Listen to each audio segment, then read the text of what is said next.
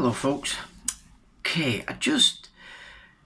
with the last two videos I've made, it's been about one, deconstructing the press briefing of Matt Hancock, and then the last one was about his sidekick, Jonathan Van Tam, who's Vietnamese. When you look into his family, who are very military and political, so the bloodline, they're promoting themselves as against the communist regimes of the North Vietnamese as the war took off. And they were specifically tied to the French side of things, who were controlling Vietnam before the Vietnam War. There you have a guy from a family who promotes itself as opposing communism, yet he's best mates with the current head of the World Health Organization, who is a full-blown Bolshevik communist. Above all, nations, governments, states, etc., is a supranational committee of 300 men. You can consider these men as being each nation's most psychopathic killers, thieves and robbers, which has given them their positions as what we could call the big houses in each nation. So the battles between the aristocracies, the most ruthless will get a seat at the table of the Committee of 300. Daddy Bush, he got a seat. Kissinger's got a seat. Queen of England's, as a woman, as a member of the Committee, has got a seat, and also, more importantly, being of the House Coburg. So these seats, 300 in number, are held by what you may call the most psychopathic people on the planet, and they operate as one and control all. So whereas at the bottom end people are still running around saying nation, oh it's China, oh it's, you really need to get out of that, because the simple fact is the forces locking the world down today also control China. It's the force that moved all the industry from the west to the east over the last 120 years that we've paid for, and we also paid for the projected losses for this move of what was industry here to be moved over to the east, and people don't understand that. For that to happen, there has to be another tier of power above all the nations that come under the umbrella of this manoeuvring. So, the idea that we're all separate nations now, it's a dream, a bad dream. We are all controlled by one superstate, you might say. We could call that the United Nations as the governing body, with things like the World Health Organization, etc., being departments within the global state, if that makes sense for you. So I've done a couple of videos a few months ago just trying to explain title, and how title is tied to Rome, and how in having Europeans themselves hate Rome, they've managed to undermine it, take it over.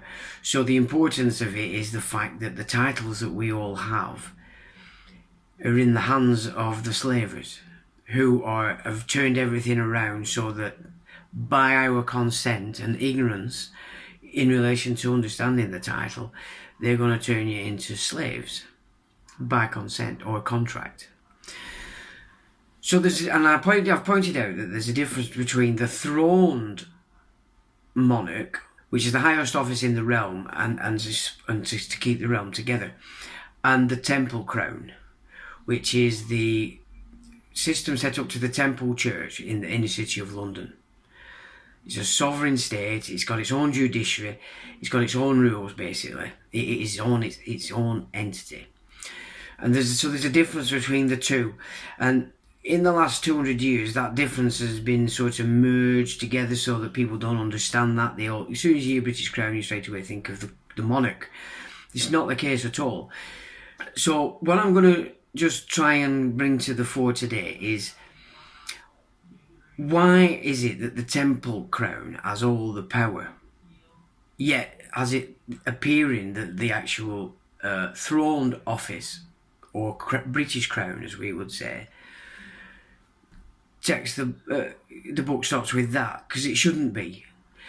Because it's what's going on behind that, and the deceptions and the treason that have gone on around that office that have created that position. So the power of the Temple Crown took a huge leap when, through the House Palavicini, the House Stanley got the Tudors on the throne of England. We all know what Henry VII was, a very astute king. He left his son a huge fortune and quite a potent kingdom. We know what Henry did, but we don't really know what Henry did, because everybody thinks he did something good. He actually didn't do anything good, and everything that came after will probably be what Henry was all about, even though he might not have realised it until the end of his reign, which he seemed to do, because he turned against those once he realised the manipulations that were actually going on with him. And of course, from that time, the Cecils became the kingmakers in this country.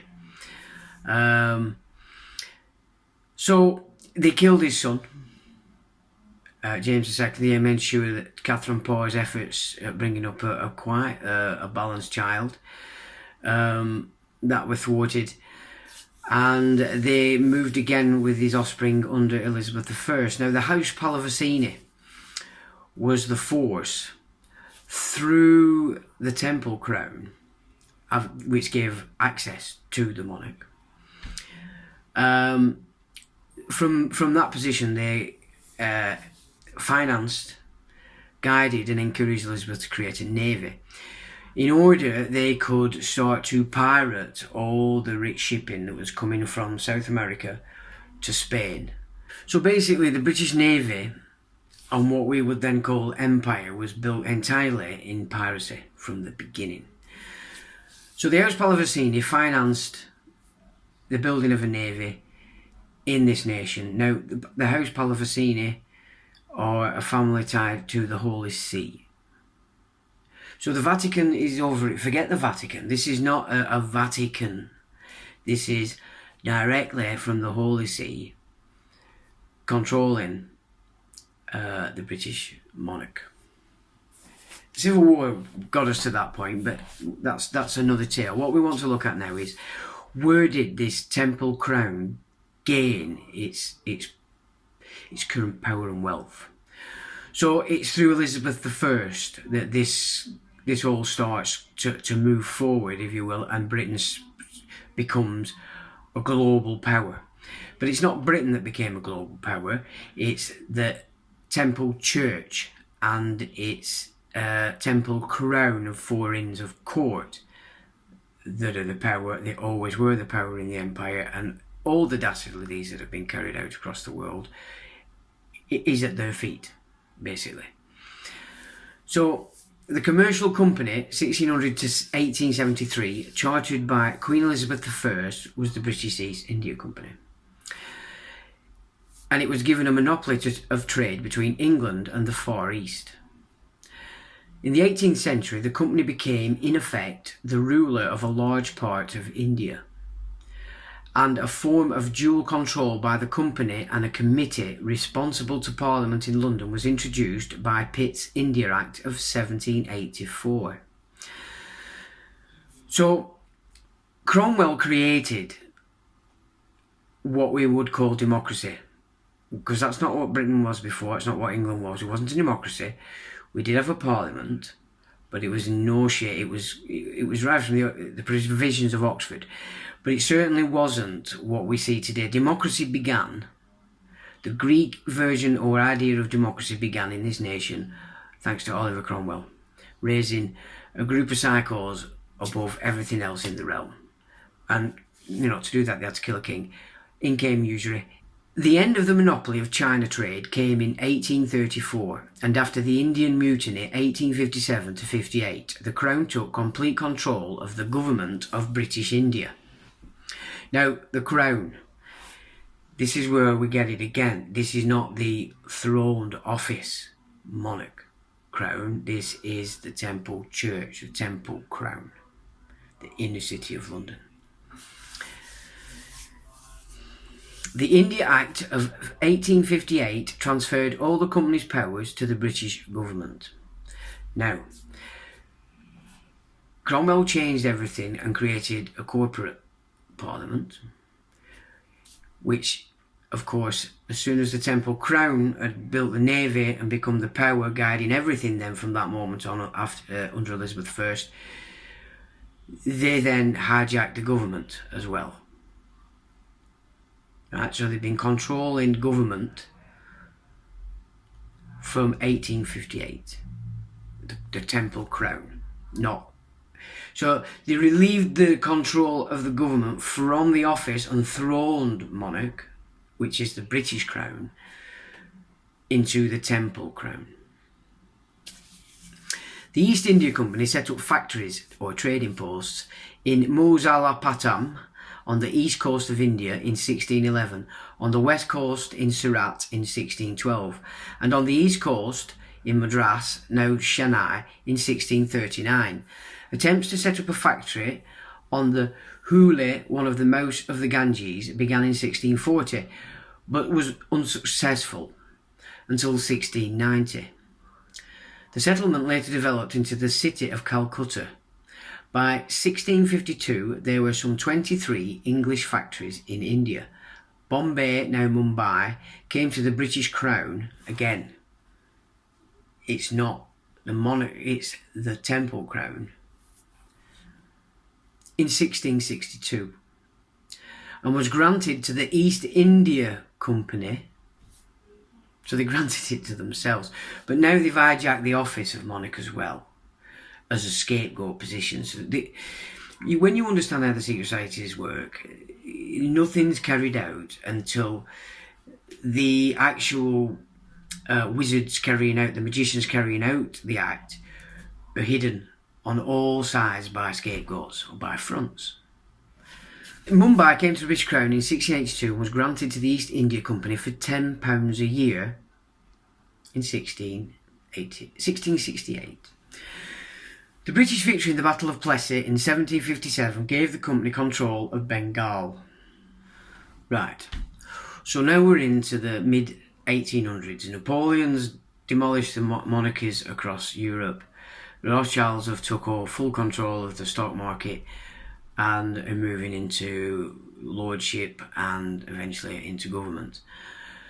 So if we pick this story up now at around, let's say the mid 19th century, the East India Company was basically dying away as an entity. So what they did is transfer all the companies, etc., into line in an act of unison, as a final goal for the great work of the British, Dutch, East India Companies, and including the Virginia companies over in the Americas.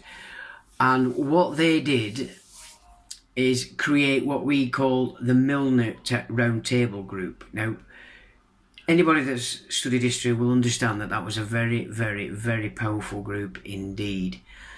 And this was formed as they started to understand biological warfare. And so the Milner group, in essence, was actually a cover for what was going on between the Rothschilds, Lord Pirbright, Henry Stanley, and Henry Wellcome. So you've got Wellcome Trust, yeah, that's pharmaceutical. Yeah, Henry Stanley, who was they were the family facilitator, the diplomatic connection between the Holy See and Britain, and the House Rothschild. And this is where they now started to play with biological warfare because of people like David Livingstone, all these people that have been all over Africa seeking out these poisons.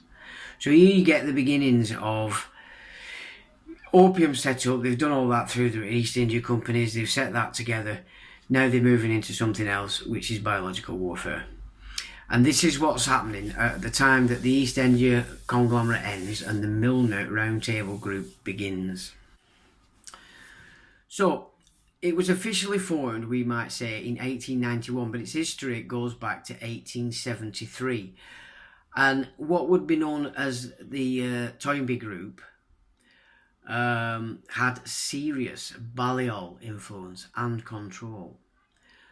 And according to Carol Quigley, he breaks up the round table into 4 periods, which would go. So what we're dealing with, we've started off British East India, Toynbee Group, and it's eventually going to go to the Rhodes, Cecil Rhodes and the Round Table. So the periods he breaks it up into is 1873 to 1891. It was under W.T. Stead and Alfred Milner.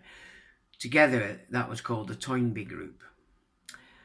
In 1891 to 1901, it came under Cecil Rhodes, with Stead still at the helm. So Cecil Rhodes was only being moved into the position as a front, basically. It was still Stead in full control.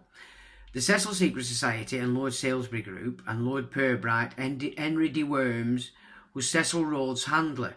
So Henry de Worms is the man behind the Pirbright, which, with the current coronavirus nonsense, when we first got into this, that is what had been shoved out as a diversion for us all to follow in relation to this being a biological attack. Because it's pretty clear at the moment what they're trying to do is fire up enough hatred for China so they can create a huge war footing. It's easy, if they've set up what they're setting up now, everybody's under house arrest, everybody's behaving themselves, which I don't think is going to last very long. They're now setting up the food distribution system for no other reason than that they can. So there's no shortage, they've just decided to make a shortage. So we're heading again into that scenario because they obviously are looking to kick off some kind of war, it would seem to me. So this group then became responsible for the South Africa Company, and this is through Cecil Rhodes being brought in. Henry Wellcome and Henry Stanley also played a part through the seeking of poisons which were tested in the Second Boer War, when they set up concentration camps. So can you see now what's happening? British East India Company, Toynbee Group, South African Boer Wars, testing grounds, because they're all excited about biological warfare. So that's what the Boer War was going on in the Boer War. They had to kill the republics that they were being set up over there in South Africa, and they were perfect to use the women and children in the camps as experiments, which they did. From 1901 to 1922, called the New College period with Milner at the helm. Now in 1922 and to the present, the All Souls period, as it's now called, centred on Lord Lothian and Lord Brand and Lionel Curtis. Between 1910 and 22, Sir Alfred Zimmern was a member of the inner circle, but seemingly from 1922 moved out of the inner circle. That doesn't usually happen at all. A bit like Prince Harry Lee, you don't leave the firm. It's not the way it works, I'm afraid. Lord Halifax then became close to the group from 1903, finally becoming a member in 1920. So you can see you've got big, powerful people moving into this new grouping of what was the British East India Company, and obviously it still is. And this is where the intelligence services come from. They come from the British East India Companies, Viscount Astor had been closer than Halifax to the group from its conception and moved to the centre of the group from 1916 and more so from 1922, becoming the decisive voice within the group, essential for the ride of the Third Reich via the appeasement of Germany from 1920 to 1940. Now, David Cameron's married to an Astor.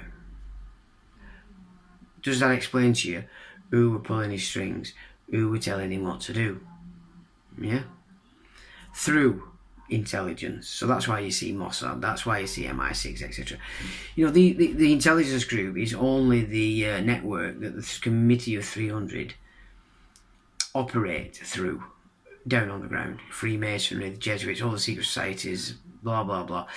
If you've joined a particular group that's existent today, you can guarantee you've just moved yourself into the hands of this group of people. So the Toynbee Group was a group of political intellectuals formed at Balliol in 1873 and was dominated by Arnold Toynbee and Alfred Milner. This was in fact a group of Milner's personal friends. It must be pointed out that at this stage, Milner was a front for the mighty Cecil family. Now, as I said to you, the Cecils came to prominence through their manipulations around Henry and Anne Boleyn. So that's what was going on there. The Kingmaker family was being changed at that time, and this is, from the end of that, it became the Cecils. This is how they managed to undermine the monarchy when it got to eventually to the point of Charles I. It was the Cecils that had full control and input onto his father, James. So this is a long and what it's all been about is the Temple Crown taking full control of the British Crown. This is why I insist people now start to see the difference, because you need to understand, and what we're facing now today is the format and system being set upon us from the Temple Crown. Through control of the office of monarch, through Elizabeth Mary Windsor being a member of the Inner Temple, that's how they've managed to grab the throned crown. And don't forget, there's a speech coming on Sunday. It will be very interesting to hear what they are telling her to say to the nation on Sunday. So we'll get back to that when that's done. Now, the Cecil family were prominent in ensuring that the division that was going on in England at the time of the Reformation was taking its main input from the Puritan, the Reformed, the Lutherans, the psychotic aspect of the protest, the original protest against the actual church. So it got pretty much hijacked, you know, as everybody's moved away, straight away, in comes all these other agendas. And it was eventually the Puritan sort of mindset that gained control through the Civil War. Banned everything. Dancing, can't sing, everything. That's the game. And that's what's shifting back in. So we're looking at the same mindset, we're looking at the same force.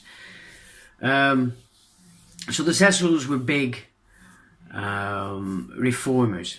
The Lutherans, the Puritans, the Cynicals, basically. So there you have just an insight into the Committee of 300 and the reason why we have Jonathan Van Tam, from a family who is claimed to fame is opposing Bolshevism and communism, yet operating for a full-blown Bolshevist, communist, genocidal maniac, also part of a terrorist group, the leader of the World Health Organization. Because they're not one down at the level they want everybody to see, but at the top in the committee. They are. Now, I would suggest Jonathan Van Tam, through his achievements in this period now, is going to decide whether he gets a seat on the table. So that's what's driving Jonathan Van Tam. That's what I've seen in his attitude, his character, his eyes when I watch him on the TV. So this guy has been given a position to shine. We haven't to let him shine in this country, because I don't like what it is that he's going to be having to carry out in order he shines. Because he's not going to be shining a light on us. Are you getting what I'm saying to you? So this is how we can get such conflicting nonsense with the people that they're using now. And this is not just here, this is how they're mixing it up everywhere. It's because the real control level now operating is way above everything that you've imagined.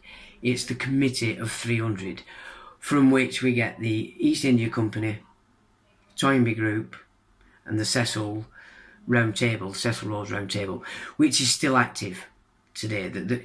We can stop it at that, because the Cecil Rhodes Round Table is active today. Satellites being United Nations, Bilderberg Group, Club of Rome, Royal Institute of International Affairs, and the Council on Foreign Relations.